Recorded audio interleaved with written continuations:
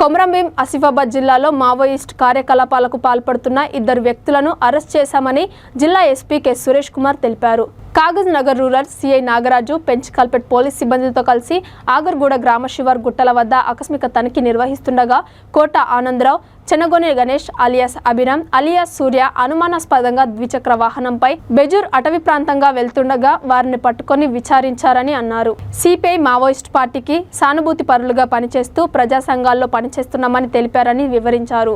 వారి నుంచి gelatin sticks, electric పరికరాలు, మావోయిస్ట్ సాహిత్యం, మొబైల్ ఫోన్లు, మోటార్ సైకిల్ను స్వాధీనం చేసుకున్నామని తెలిపారు. మీడియా సమావేశంలో జిల్లా అదనపు SP Acheshwararao, Kagaz Nagar DSP Karunakar, Kagaz Nagar rural CI Nagaraju, Penchikalpet CI Vijay, Kagaz Nagar rural SI Sonia పాల్గొన్నారు. ఇంకా గతంలో జనశక్తి ఇట్లాంటి వాటిలో కూడా గతంలో పనిచేస్తున్నాడు. విప్లవ దాంతో ఈయన గణేష్, చెన్నగోని గణేష్ అనే అతను, ఇతను మునుగోడు ఏరియాకి చెందిన వ్యక్తి. మునుగోడు ఏరియాలో కొర్లకుంట గ్రామానికి చెందిన వ్యక్తి.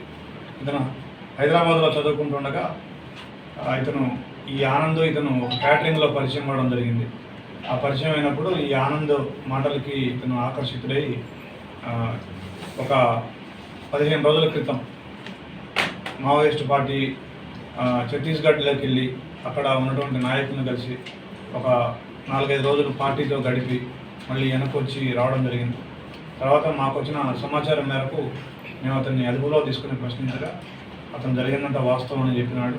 నేను వెళ్ళి ఈ ఆనంద్ ప్రోత్సాహం మేరకు నేను వెళ్ళడం జరిగింది. మావోయిస్ట్ పార్టీలో కొన్ని రోజులు ఉండి రావడం జరిగిందని చెప్పినాడు. అదేవిధంగా మళ్ళీ ఈ ఆనంద్ కూడా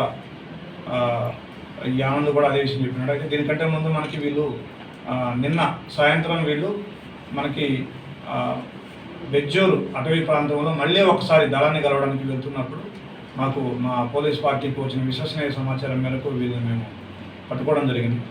దాని మేరకు మేము వాళ్ళని ప్రశ్నించగా ఈ విషయాలన్నీ మాకు వివరించడం జరిగి దీంట్లో నేను గతంలో వెళ్ళి వచ్చినాను అని చెప్పి గణేష్, తర్వాత అదేవిధంగా ఆనంద్ వీళ్ళిద్దరూ కూడా మాకు వివరించినారు.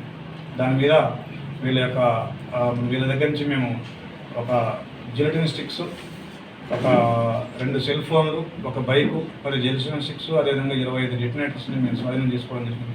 తర్వాత వీళ్ళని వివరాలు అడగగా ఇవన్నీ చెప్పడం జరిగింది. ఒక 15 రోజుల క్రితం పోయి వచ్చిన విషయం కానీ, ఆనంద్ ప్రోత్సహించిన విషయం కానీ సాయంత్రం మాకు